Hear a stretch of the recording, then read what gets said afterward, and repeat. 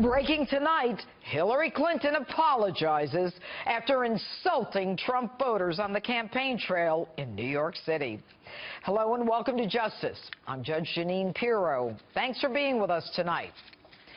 So, I go on vacation, I come back, and I have this open all planned. And last night, Hillary Clinton says this. You could put half of Trump supporters into what I call the basket of deplorables. Right? The racist, sexist, homophobic, xenophobic, Islamophobic, you name it. And unfortunately, there are people like that. And he has lifted them up. Now, some of those folks, they are irredeemable, but thankfully they are not America. I am a friend and supporter of Donald Trump. And Donald Trump is now neck and neck with Hillary Clinton. So Hillary is basically calling a huge portion of America deplorable and irredeemable. Now, I don't consider myself deplorable. But since you started it, Hillary, let's have at it. Hillary, you bow to and take money from countries who throw gays off buildings. You take money for your so-called charity from countries that don't allow women to drive. A so-called feminist who supports countries that force women to cover every part of their bodies but their eyeballs. And you want to call us Islamophobes? On the eve of the 15th anniversary of 9/11, if I'm from Lower Manhattan, San Bernardino, or Orlando, and I'm afraid of a Muslim jihadist, I'm an Islamophobe? Hillary, it sounds pretty reasonable to be fearful of them to me. And you, Hillary, the queen of Black Lives Matter, you want to call me a racist? And you continued to trash talk the Trump supporters. But that other basket of people are people who feel the government has let them down, the economy has let them down, nobody cares about them, nobody worries about what happens to their lives and their futures, and they're just desperate for change. Hey, Hillary, you got that one right.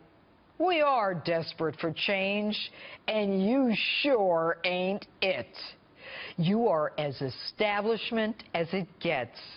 And yes, we're fed up with your kind of government, where the Attorney General secretly meets with your husband while you're the target of an active criminal investigation with no less than 100 FBI agents, and you come out days later promising that you'll keep her on as Attorney General if you become president. You're right.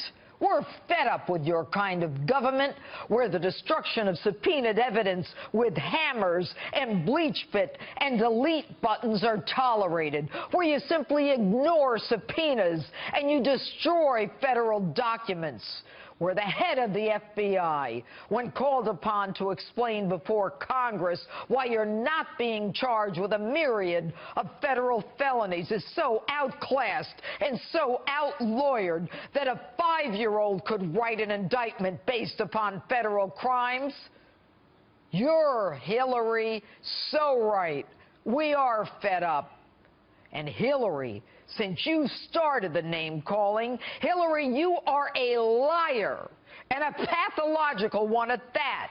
You're a cheat. You're dishonest. You are condescending. You are arrogant, contemptuous. And if you think that your half-assed apology will wipe the slate clean, you are wrong. It takes you 17 hours to figure out that you had to apologize.